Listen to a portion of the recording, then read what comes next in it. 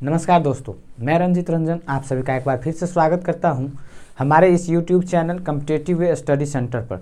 दोस्तों, हम मैथ्स में अभी प्रॉफिट एंड लॉस पढ़ रहे हैं, जिसमें एक क्लास हुआ है। अगर आप नहीं देखे हैं तो जाकर इस क्लास को देखिए पीछे। अब आज उसका दूसरा क्लास है। आज की क्लास में क्या क्या होगा, हमने पहले क्लास में प्रॉफिट लॉस का बेसिक क्या होता है, हमें क्या क्या टर्म्स जानना चाहिए, वो हम सारे उसमें बताए हैं आपको, और उस पर कुछ रिलेटेड क्वेश्चन भी हम आपको करवाए हैं। ठीक है, आज हम बात करेंगे इस क्लास से आगे थोड़ा सा।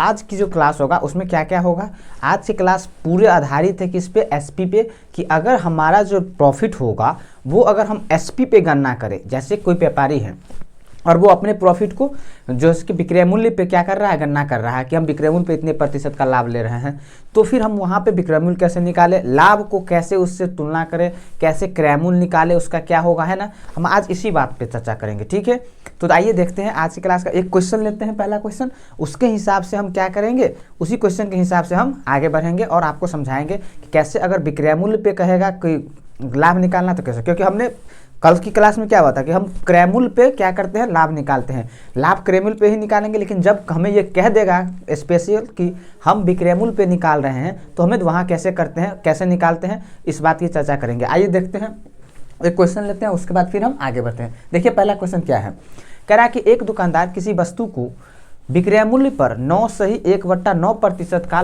लाभ पर बेच रहा है। ठीक है, तो उसका वास्तविक लाभ क्या है, ज्ञात कीजिए।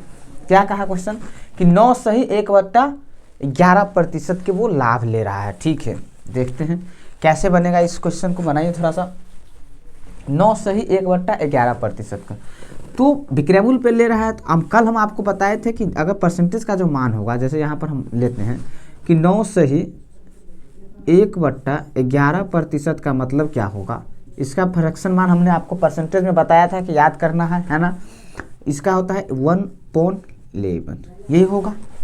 ठीक है, उसके बाद हम कैसे आएंगे सो बताइए। हमने आपको बताया था कि ये जो नीचे वाला जो वैल्यू होता है वो हमारा क्या हो जाता है, बेस वैल्यू, है ना, और ये उसका हो जाता है परसेंटेज रिजल्ट। तो अभी हमारा जो बेस होगा वो किस पे होगा, विक्रय मूल्य पे कह रहा है, यानी एसपी पे। तो एसपी अगर 11 है और 1 का प्रॉफिट है, ये एसपी और ये प्रॉफिट, 1 का अगर प्रॉफिट है तो सीपी कितना हो जाएगा, यहाँ से देखिए सीपी कितना हो जाएगा 10, क्योंकि सीपी बराबर क्या होता है, एसपी माइनस प्रॉफिट। तो कितना निकल कर आएगा, 10 निकल कर आएगा। तो वास्तविक लाभ में अब हमारे पास परसेंटेज प्रॉफिट हम कैसे निकालते हैं, प्रॉफिट अपॉन सीपी बट्टे 100, परसेंटेज का साइन लगाते हैं। तो यहाँ से देखिए प्रॉफिट कितना है 1 और सीपी कितना है 10, और परसेंटेज के साइन लगाने के लिए 100 से मल्टीप्लाई, तो 10 से 10 कैंसिल, कितना बचेगा 10%। यानी कि उसका जो वास्तविक लाभ है वो कितना है, 10% है। आशा करते समझ में आया होगा। कुछ नहीं करना, हमने उसमें जो लाभ निकालते थे ना वो सीपी पे निकालते थे, यहाँ पे हम किस पे निकालेंगे, एसपी पे निकालेंगे। ठीक है, क्योंकि हम वो एसपी पे कह रहा है तो हम एसपी को ही मान लेंगे, और फिर एसपी से हम उसको तुलना करके वहाँ से सीपी निकाल लेंगे, फिर प्रॉफिट अपॉन सीपी मल्टीप्लाई 100 कर देंगे, तो हमारे पास वास्तविक लाभ का परसेंटेज आ जाएगा। ठीक है, चलिए अगला क्वेश्चन लेते हैं, देखते हैं अगला क्वेश्चन क्या है। क्या कह रहा है क्वेश्चन कि किसी वस्तु को बेचने पर एक व्यक्ति उसके विक्रय मूल्य के 25% के बराबर लाभ होता है। ठीक है, एक वस्तु को जब कोई व्यक्ति बेचता है तो उसको क्या होता है, विक्रय मूल्य के 25% के बराबर लाभ होता है। तो उसका लाभ प्रतिशत बताइए। ठीक है, देखिए कैसे बनेगा, बनाइए जरा इसको यहाँ से, हाँ बनाइए।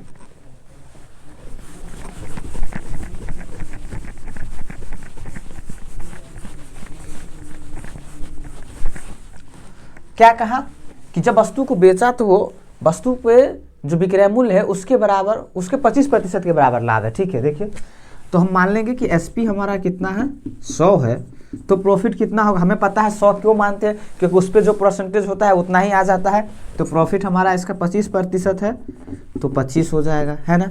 अब ध्यान से देखिए 100 आ गया एसपी, प्रॉफिट आ गया 25, तो सीपी कितना होगा 100 माइनस 25 यानी 75, यही होगा। तो बस हो गया। आप परसेंटेज प्रॉफिट पूछा है तो क्या होगा, प्रॉफिट बट्टे सीपी और इंटू 100% का साइन लग जाएगा। ठीक है, 25 या 75 यानी 100/3, 33 से ही 1/3%। यही इस क्वेश्चन का सही आंसर है। ठीक है, हमने फ्रैक्शन का मान बताया था 100/3 तो क्या 33 सही 1/3%। समझ में आया होगा। ठीक है, चलिए इससे एक और क्वेश्चन देखते हैं आखिर कैसा इससे अगला क्वेश्चन पूछा जाता है इसी टाइप में, जब परसेंटेज हमारा यहाँ पे लाभ होता है प्रॉफिट विक्रय मूल्य पे। ठीक है, आइए अगला क्वेश्चन देखिए। क्या कह रहा है कि किसी वस्तु का क्रय मूल्य उस वस्तु के विक्रय मूल्य का 40% है। ठीक है, क्या कहा, किसी वस्तु का जो क्रय मूल्य है उस वस्तु के विक्रय मूल्य का 40% है, तो विक्रय मूल्य क्रय मूल्य का कितने प्रतिशत है। ये परसेंटेज का क्वेश्चन है, लेकिन इसे प्रॉफिट लॉस में पूछा जाता है। ठीक है, देखिए क्या कह रहा है कि विक्रय मूल्य जो है वो क्रय मूल्य का 40%, सॉरी क्रय मूल्य है विक्रय मूल्य का 40%। बनाइए तो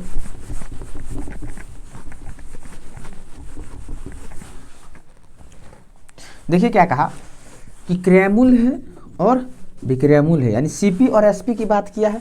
समझ में आ रहा है। ठीक है, क्या कहा सीपी और एसपी कि जब हमारा जो सीपी होगा वो उस वस्तु के विक्रय मूल्य का 40% होगा, तो हम विक्रय मूल्य को कितना मान लेंगे 100 मान लेंगे। फिर उसका 40% यानी 40 हो जाएगा, तो सीपी हमारा कितना हो जाएगा 40। ठीक है, अब कहा कि क्रय मूल्य तो है इसका 40%, विक्रय मूल्य इसका कितना प्रतिशत है। तो यहाँ से देखिए जिसका कहता है ना हम उसको क्या करते हैं नीचे रखते हैं। ठीक है, देखिए जैसे इसका कितना प्रतिशत है तो कहेंगे किसका बोला इसका, तो देख लेंगे 100/40 गुने 100। ठीक है, 20 दूना 40, 20 पंचे 100, 2 से ये गया 50 बार, तो 50 पंचे 250, यानी कितना टाइम से 250%। आया समझ में।